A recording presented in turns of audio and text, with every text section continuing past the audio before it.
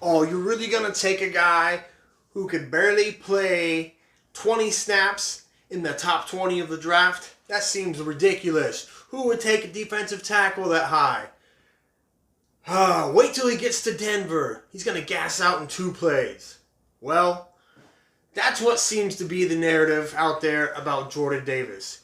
Great talent, but he's way too big, and he's got no cardio. That's what they say anyway.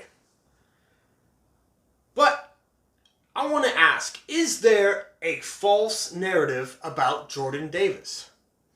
Because there's several moving parts here that I think all play a factor. Now, you want to look at Jordan Davis's total snap count, 378 snaps total for the season. Okay, 378. Now, by comparison, his teammate Devontae Wyatt, the other defensive tackle, people say he plays way more, he's way more athletic, yada, yada, yada. He played a total of 418 snaps. So, that's literally only 40 snaps more than Davis. So, which makes me wonder how this narrative came to be. Yeah, there was several games where he definitely looked really gassed out. I won't deny that. But some of the other factors we need to consider here are, one, Alabama is usually a pretty dominant team, right? So, time of possession comes into play here. And there's several weeks where Alabama and most SEC teams will play basically tomato cans. Little knockover, nothing, automatic wins where you're going to win. Only question is, they're going to win by 40, they're going to win by 50. Who knows? Maybe they might drop a 100 spot. Those type of little easy weeks, they happen sometimes. So, if Alabama's got the ball all the time, and then people think, oh, Jordan Davis only played 22 snaps that game, he doesn't got no cardio? Okay, well, we got to factor in that there's several weeks for Alabama like that, where the defense is dominant, gets off the field, and the offense just eats up clock. Okay, that's a key factor we need to consider here. Another key factor that nobody wants to talk about is Jalen Carter. Yes, Jalen Carter, who wore number 88, who was the other defensive tackle, the third defensive tackle from Georgia. Not only did he play 379 snaps to Jordan Davis's 378 and Wyatt's 418, that's all. Those are all 3 first-round picks. Okay, Carter is eventually going to be a first-round pick when he's draft eligible in 2004. Okay, so he's got 2 more years of school. But another key factor we need to consider here is depth of position. The fact that you have 3 defensive tackles that are all going to be eventually first-round picks on the same team. That's something that definitely comes into play when you consider, oh, he only played this many snaps. Oh, he doesn't have that great a cardio. Because you want to get snaps for all those guys. One thing that college coaches worry about, that pro coaches don't ever have to worry about, is helping their guy get to the next level, right? So if Jordan Davis is eating up all the snaps, and he's already projected to be a first-round pick, you want your other guy, Devontae Wyatt, who you know is a first-round talent, you want him to also get that notoriety of being a shoo-in for the first round. Okay? At some point in the season, he was projected to be a third-rounder.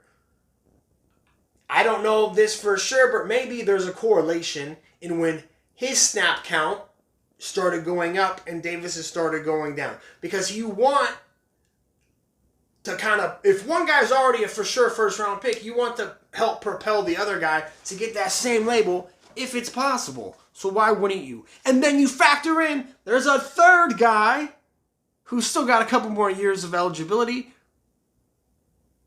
But the third guy, Jalen Carter, he's eaten up almost 400 snaps himself.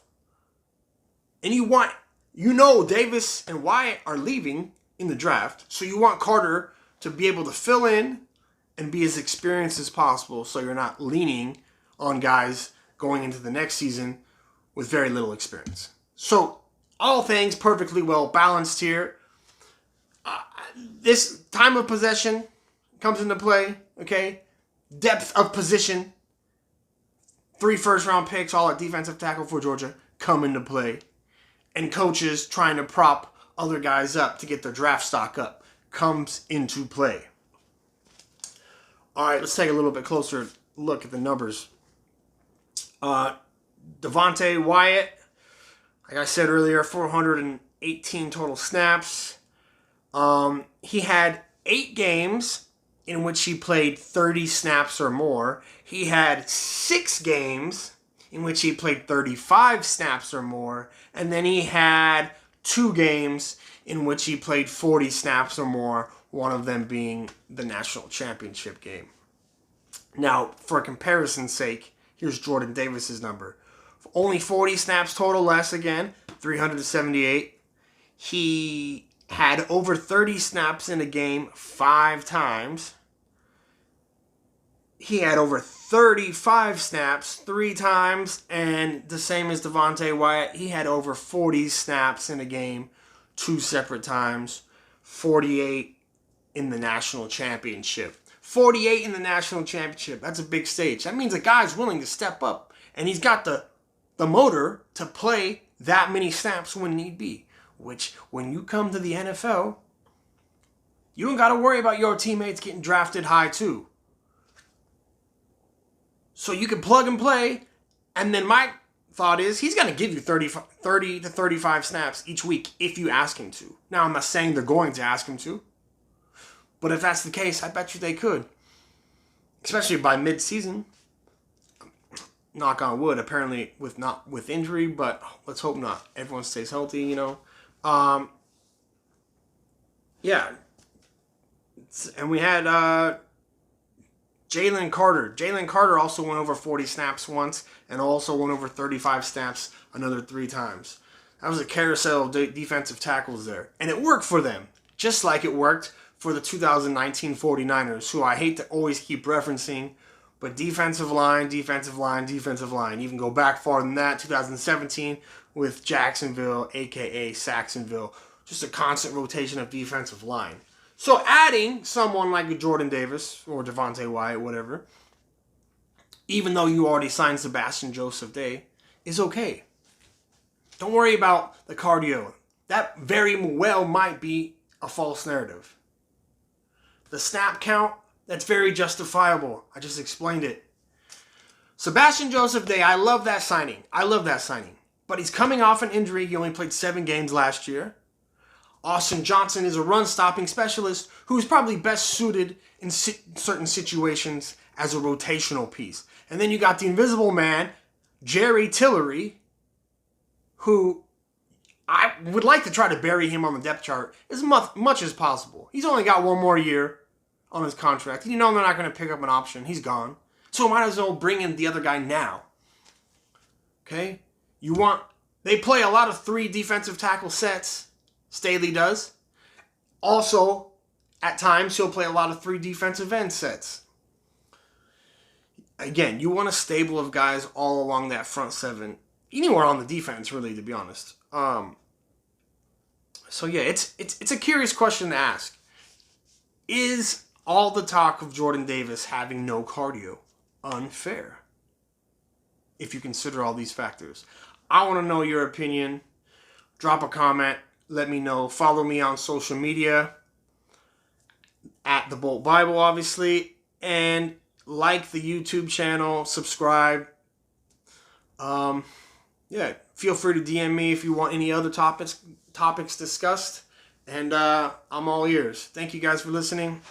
And we'll see you draft day.